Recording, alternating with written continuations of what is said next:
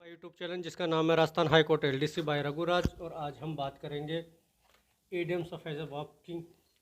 तो phrasal verb जो है और इडियम्स जो है आपके काफ़ी इम्पोर्टेंट पार्ट है इंग्लिश के लिए। और यदि आप इस चैनल पर नए हैं तो प्लीज़ सब्सक्राइब दिस चैनल। और बिना किसी देरी के हम इडियम्स की तरफ बढ़ते हैं। तो पहली जो इडियम्स है हमारी, to flog a dead horse. Flog होता है पीटना, और डेड मतलब मरा हुआ घोड़े। तो एक घोड़ा जो कि मर चुका है उसको आप पीटे जा रहे हो। तो ये कि कैसा काम है, देखा जाए तो ये व्यर्थ का काम है, व्यर्थ का प्रयास है। तो इसको अपन कह सकते हैं waste time in useless effort. मतलब बेकार का ही आप प्रयास कर रहे हो, अपना टाइम वेस्ट कर रहे हो। या फिर इसको कह सकते हैं to attempt to do impossible. जो चीज़ नहीं हो सकती उसके लिए आप प्रयासरत हो, उसके लिए प्रयास किए जा रहे हो। तो इसका अर्थ to flog a dead horse मतलब waste time in useless effort, या फिर to attempt to do impossible. ये अर्थ सामने निकल के इसका आता है। आगे हम बढ़े तो आगे ये है to form at one's mouth. To form at one's mouth, तो एक किसी के मुंह में झाग आ जाना। मतलब कि वो क्या हो, उससे क्या समझ सकते हैं अपन। फॉर्म मतलब झाग होता है और माउथ मतलब मुंह। तो मुंह के अंदर झाग आ जाना मतलब वो गुस्से में है, काफ़ी गुस्से में है, आग बबूला है। तो उसको बोल सकते हैं टू गेट वेरी एंग्री। अब आगे हम बढ़े तो आगे अपनी नेक्स्ट जो इडियम्स वो है बटन योर लिप। मतलब बटन आप जानते ही हो, जैसे अपन लगाते हैं बटन शर्ट्स पे, इन पे। तो वो बटन योर लिप, लिप के ऊपर आप फोटो के ऊपर बटन लगा देते हो। तो मतलब आपको बात करना बंद कर देना चाहिए। मतलब स्टॉप टॉकिंग, या फिर काम मतलब शांत, एक तरीके से इसको हम कह सकते हैं। अब अगली जो अपनी इडियम्स है वो है स्लिप ऑफ द पेन। अब स्लिप का मतलब आप सभी जानते हो, फिसल जाना। और पेन मतलब अपना पेन, ये पेन जो आप देख पा रहे हो ये पेन। तो इस तरीके से स्लिप ऑफ द पेन मतलब मिस्टेक्स कर देना हैंड राइटिंग के अंदर लिखते टाइम। तो इसका मतलब अपन कह सकते हैं a mistake in hand writing. आगे हम चले out and out. Out and out मतलब आउट मतलब बाहर है और बाहर ही है।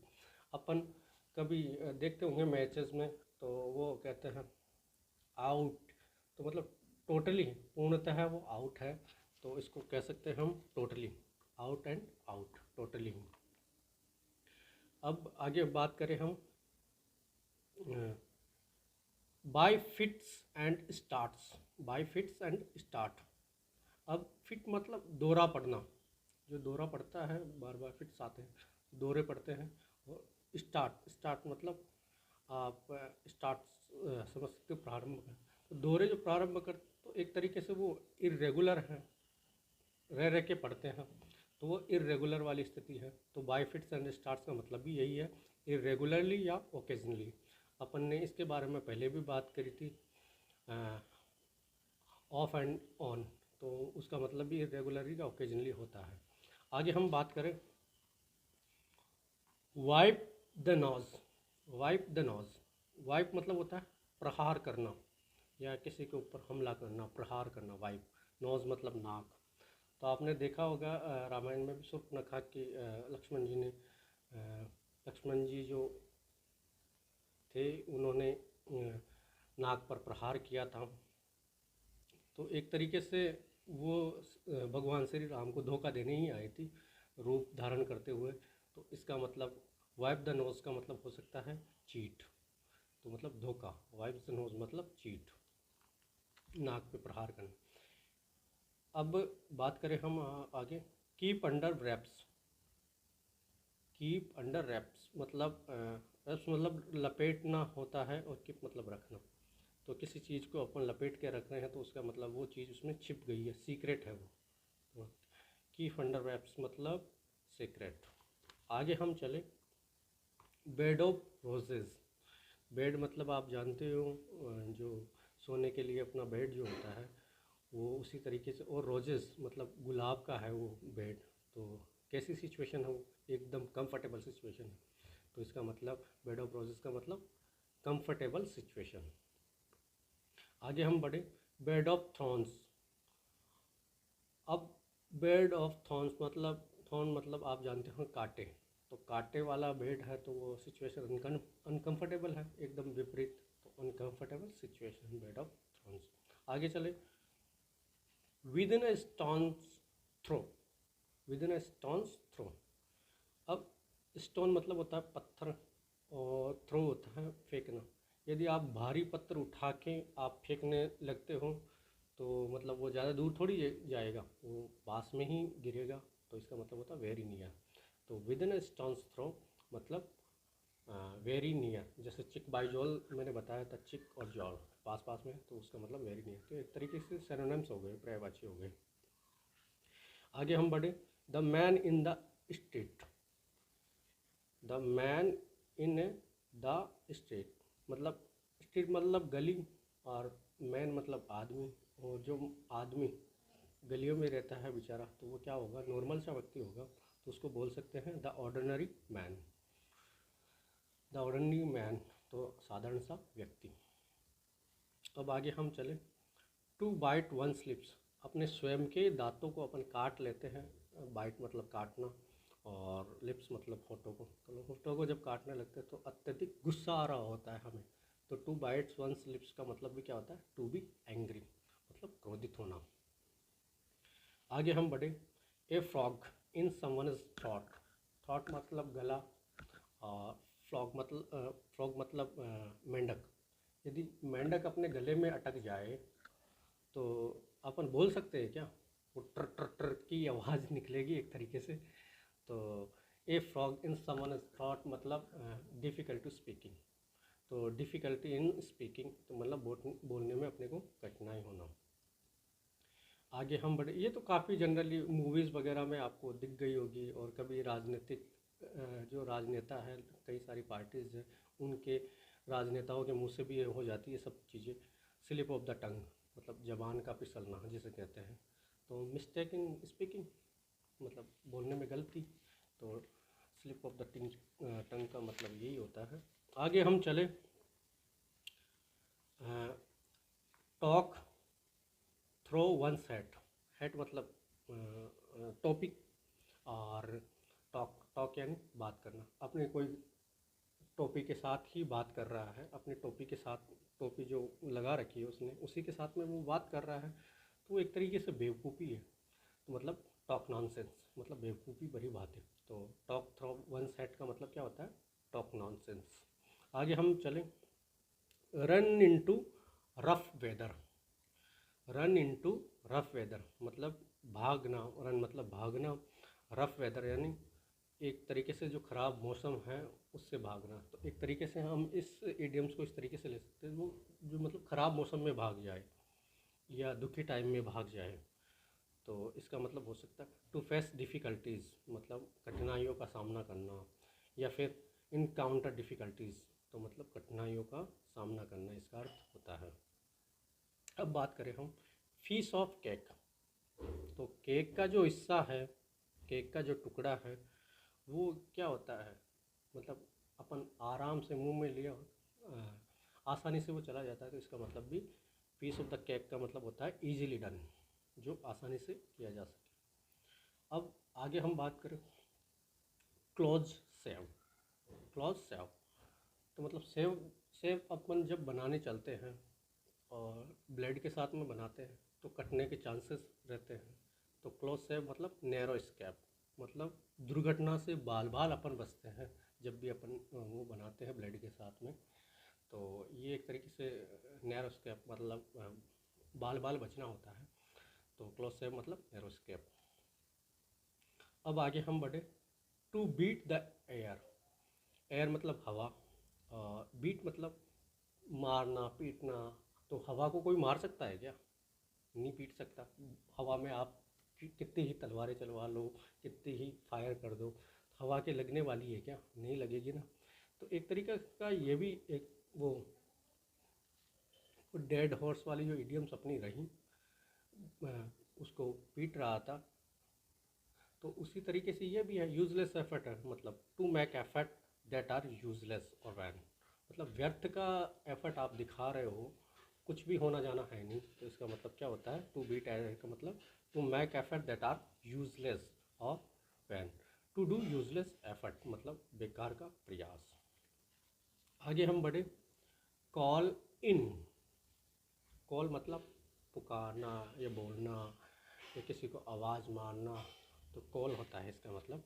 इन मतलब अंदर, किसी को अंदर बुला रहे हो तो मतलब उसको जैसे कोर्ट से आता है कभी कभार समन, समन आता है तो उसका मतलब होता है बुलावा। कम इन, कॉल इन, कॉल इन उसे बुलाओ, मतलब कॉल इन मतलब समन, भीतर बुलाना एक तरीके से। गिव अप, गिव अप ये अपनी फ्रेजेस बोल सकते हैं इसको। और क्योंकि इसमें अप आया है, अप आया है तो इसका मतलब प्रीपोजिशन लगा है गिव के साथ में, तो गिव अप मतलब गिव यानी देना, अप यानी ऊपर।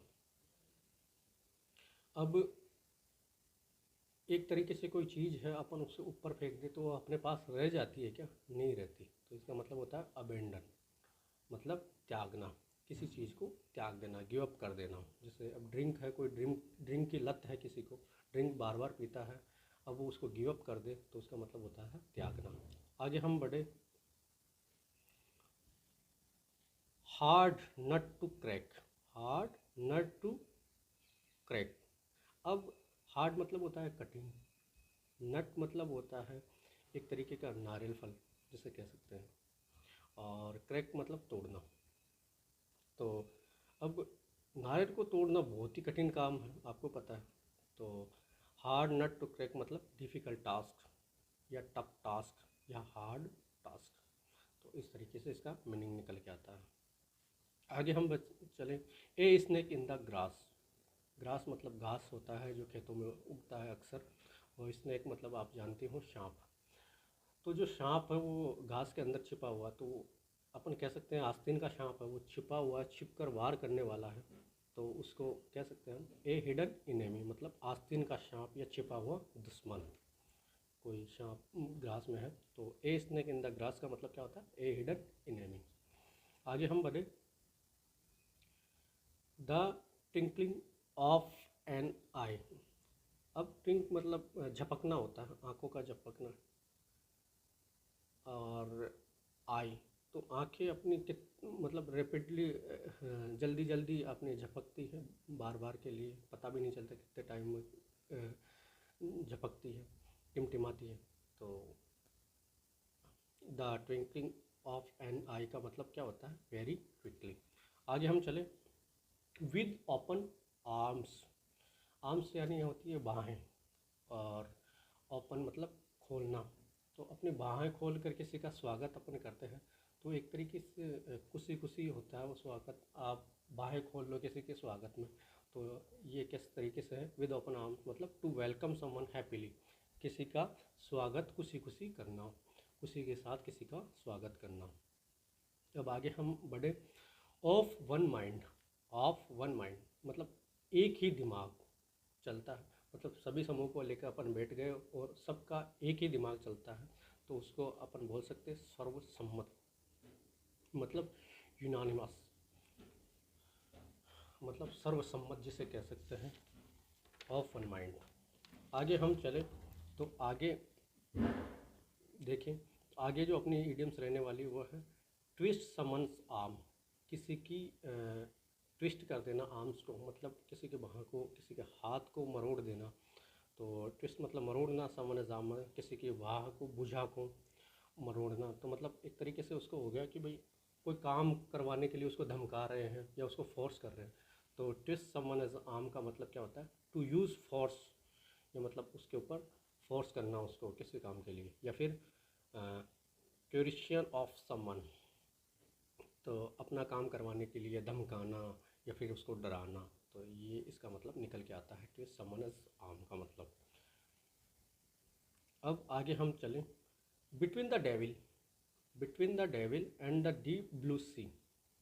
अब डेविल मतलब क्या होता है, राक्षस, शैतान, है ना।